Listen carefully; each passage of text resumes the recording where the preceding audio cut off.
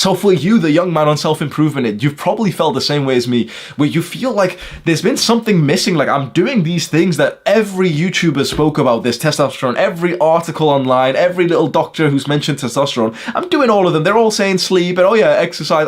I've been doing all of them. So why is my testosterone still 500 to 600? And people will hear that and be like, oh, but that's pretty good, dude. It's like, it's pretty good compared to the modern person, but I'm not trying to be like pretty good compared to these people, bro. Come on. I know I sound like a dickhead, but I don't give a fuck, bro. I'm not trying to be like slightly higher testosterone than the average guy, bro. I want to be 2 or 3 times more like the average man's testosterone. I want to be like matching my great grandfather's level and maybe surpassing that. People think this is extremist, bro. I don't care. I want to feel like a real man, and I think that comes down to testosterone. And I think once you've past the fundamentals, and of course we can always improve our sleep a little bit more, of course our diet, like, oh yeah, we shouldn't have had the that little treat 3 weeks ago. Okay, fine, there's always a little bit to improve on. I'm not saying, yeah, we should just give up on self-improvement, but when you get to a point when you start to wonder, like, there's something missing. You probably feel the same way. There's something else that's messing us up, and I think we've uncovered it now. I think it's these random, like, this thing that we never even comprehended, that there's literally like just objects all around us that are reducing our testosterone, that they're increasing our estrogen, which is then impacting our testosterone. Some of these things are directly affecting our testosterone, actually. So what can we actually do about it? What are some practical... I don't want this to be like, some motivational video and it's like, yeah, go on, just go research, bro. I've done some research for you. There's some practical things that we can do right here, right now, that will actually help you. There's 2 mindsets that I want you to have right now, which I think are quite empowering. Number 1, a lot of the progress that you make here will feel invisible.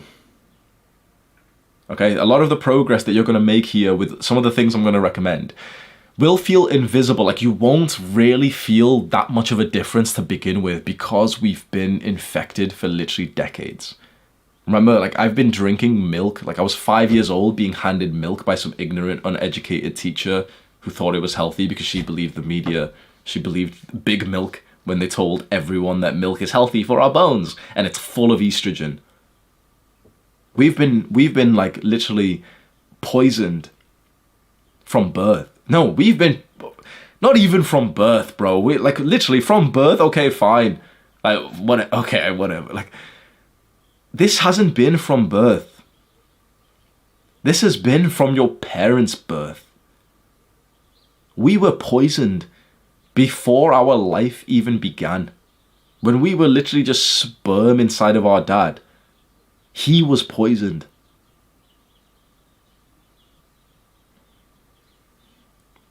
And like you saw,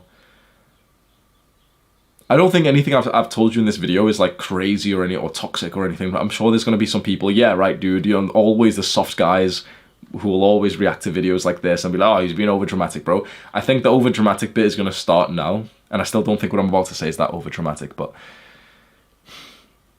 our infertility rate is 20%, roughly around the world, roughly 20%. Which, in line with that fish study, and of course I'm comparing humans to fish and stuff, right? But in line, we're roughly the first generation who have literally lived our entire life from absolute, like, inception, like contraception, whatever it is, like, the moment our father's sperm impregnated our mother's egg. From that moment when we became like a living creature, we've been poisoned.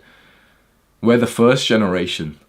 And it's 20% infertility rate, and they've drastically increased. I think we're going to see an exponential growth in infertility.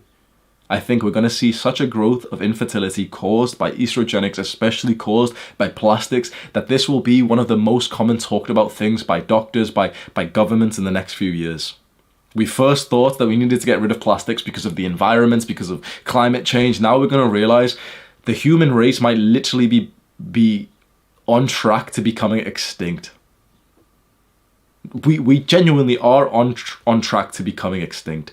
I hope that, with how as a race we've always overcome everything, that we are going into this direction, but then the scientists and the entrepreneurs make changes, and the governments eventually follow through like 10, 20 years later when everyone's already sick for so long, and eventually our like trajectory changes.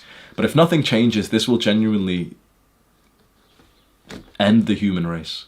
Or it will lead to scientists and technological developments where we don't actually have our children anymore, and like there's a different way. There's like infertility companies that actually do some kind of, I don't know, gene modification or something. You know, there's already lots of infertility companies that help infertile couples still have children. There's going to be a lot more of those. I've literally thought, I've not started this just yet, so I'm not going to tell you any specifics, but I've thought that might be like a good area to look into for careers and also for investing. I genuinely think infertility, like companies and the market for those things, those machines and whatever there is in that area, I've not looked into it just yet. I think that's going to blow up because I think we're going to need it.